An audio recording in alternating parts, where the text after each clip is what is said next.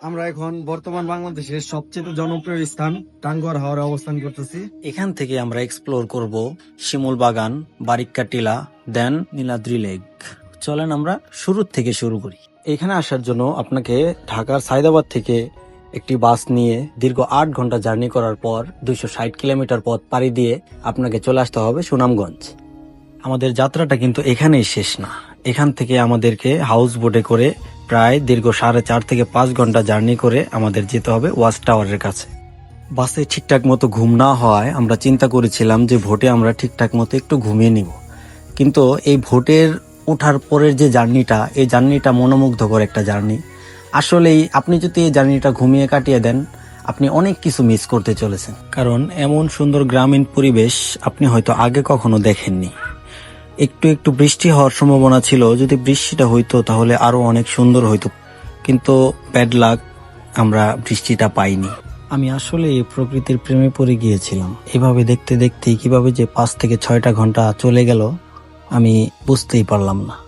এভাবেই চলতে চলতে আমরা অবশেষে চলে আসলাম আমাদের ওয়াচ টাওয়ারের কাছে।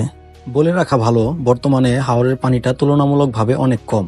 আপনারা যদি ঈদের পরে আসেন, ঈদুল আজহার পরে, তাহলে আপনারা আশা করি অনেক ভালো পানি এবং ফ্রেশ একটা ওয়েদার পাবেন। এটাই হচ্ছে এবছরের বাংলাদেশের সবচেয়ে জনপ্রিয় স্থান। আমরা সম্ভবত এখানে এবছরে প্রথম আসলাম। এর আগের বছর যারা আসছে তারা হয়তো আসছে, কিন্তু এবছর এটাই ফার্স্ট। এটাই আমাদের 2টা বোট, এটাই ফার্স্ট আসছে। ওয়াচ টাওয়ার এখানে বেশি পানি না থাকায় আমরা 20 টাকা পার পার্সন বোট ভাড়া দিয়ে আমরা চলে গেলাম অন্য একটা জায়গায়, যেখানে পানি একটু বেশি এবং পরিবেশটা সুন্দর।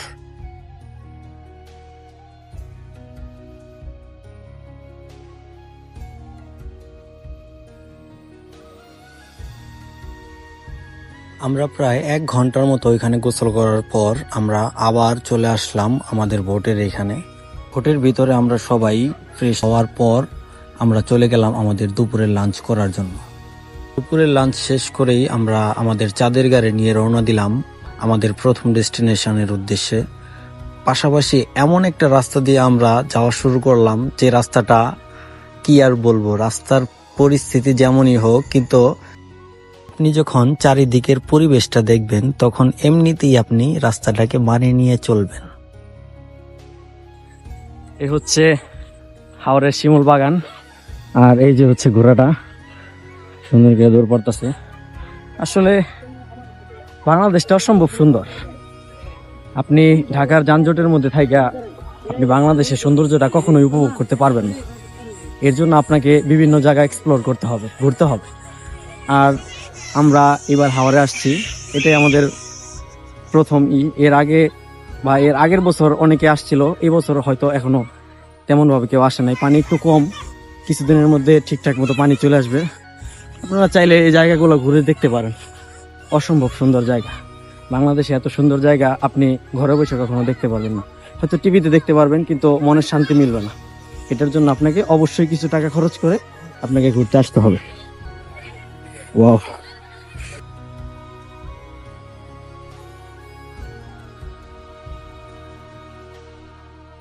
আমরা এখন আছি বারিক্কা টেলের এইদিকে, একদম ইন্ডিয়ার বর্ডারের সাইডে। এই যে এটা দেখা যায়, আর এই যে ইন্ডিয়ার বর্ডারটা আমরা এখান থেকে দেখবো। জায়গাগুলো যতই দেখতেছি মুগ্ধ হইতাছি। আসলে বাংলাদেশটা সুন্দর, আর এই সৌন্দর্যটা উপভোগ করার জন্য আপনাকে ঘুরতে হবে, অবশ্যই ঘুরতে হবে। কেন ঘুরতে হবে? মনটা যদি নরম আর সফট করতে চান, কারণ এই জোর ঝামেলার মধ্যে যখন আপনারা থাকেন তখন মনটা এমনি একটু খিটখিটা মন হয়ে যায়। এই মনটাকে একটু নরম করতে চাইলে, একটু সফট করতে চাইলে তখন আপনাকে বাধ্যতামূলক একটু ঘুরতে হবে। কারণ আপনি যখন এরকম পরিবেশটা দেখবেন, এরকম একটা ভিউ দেখবেন, তখন অটোমেটিকলি আপনার মন পরিষ্কার হয়ে যাবে, আপনার মনটা ঠান্ডা হয়ে যাবে।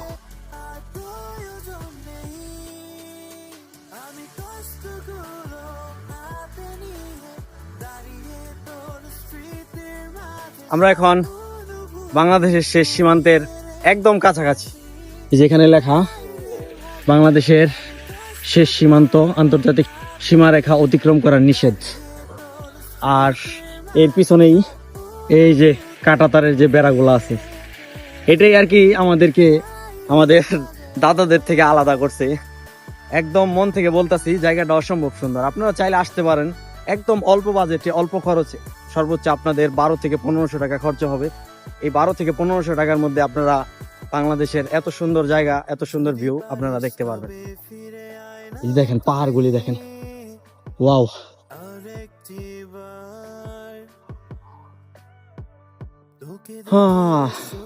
আবু তো হাদনান হুজুর বলছিল যে আমারে পাহাড়ের কোনায় একটু জায়গা দিও, যেখানে আমি ঠিকঠাক মতো 2 মুঠো খেতে পারবো আর আমার ফ্যামিলি নিয়ে আমি সুন্দর করে ছোট্ট একটা সংসারে চলাফেরা করতে পারবো। এখন আমার মনে হইতাছে যে আমারও হয়তো এরকম একটা জিনিস দরকার, কারণ আমি যতই দেখতেছি ততই এইসব পরিবেশের প্রেমে পড়ে যেতেছি।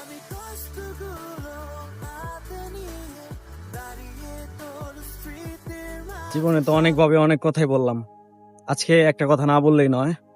আল্লাহর কাছে অশেষ রহমত আর আল্লাহর কাছে লাখো কোটি শুকরিয়া যে আল্লাহ আমার কপালে এমন বাবা মা লিখছে, এমন বাবা মার কাছে আমার পাঠাইছে যে আমার খুশির বাইরে আর কিছু করতেই চায় না। সবকিছুই আমি যেটা করি ওইটাই তাদের খুশি। আমি আল্লাহর রহমত আর তাদের উসিলাই আমি আজকে এখানে। তাদের কাছে যা চাই তাই দেয়, যেখানে যাইতে চাই কোথাও কখনো কোনো বাধা দেয় না। এটার জন্যই আজকের ফুল ক্রেডিটটা তাদেরকে আমি দিব, কারণ আল্লাহর রহমতে তারা যদি না থাকতো আর তাদের ঘরে যদি আমার আল্লাহ যদি না পাঠাইতো, তাইলে হয়তো আমি এত সুন্দরভাবে এই বাংলাদেশটা দেখতে পারতাম না।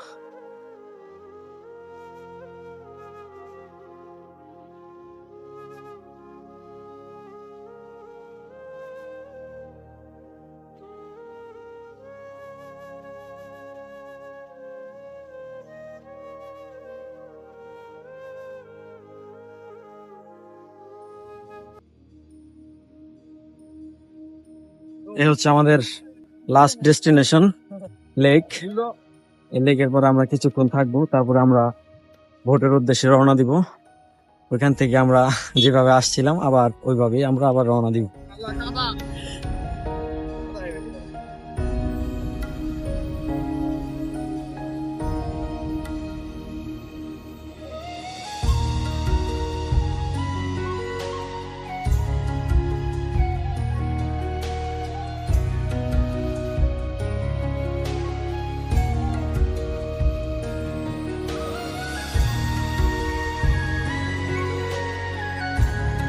সো এই ছিল আমাদের এই স্পটগুলো ঘোরা। আমি সর্বোচ্চ চেষ্টা করছি আপনাদেরকে সুন্দরভাবে দেখানোর জন্য, জানি না কতটুকু দেখাইতে পারছি। ও জায়গাগুলা নিজের চোখে না দেখলে আপনি বুঝবেন না বাংলাদেশটা আসলেই সুন্দর। আপনারা যখন আসবেন নিজের চোখে দেখবেন, এই বড় বড় পাথরগুলা দেখবেন, এই পাহাড়গুলা দেখবেন, তখন আপনারা বুঝবেন যে জায়গাগুলা আসলেই সুন্দর।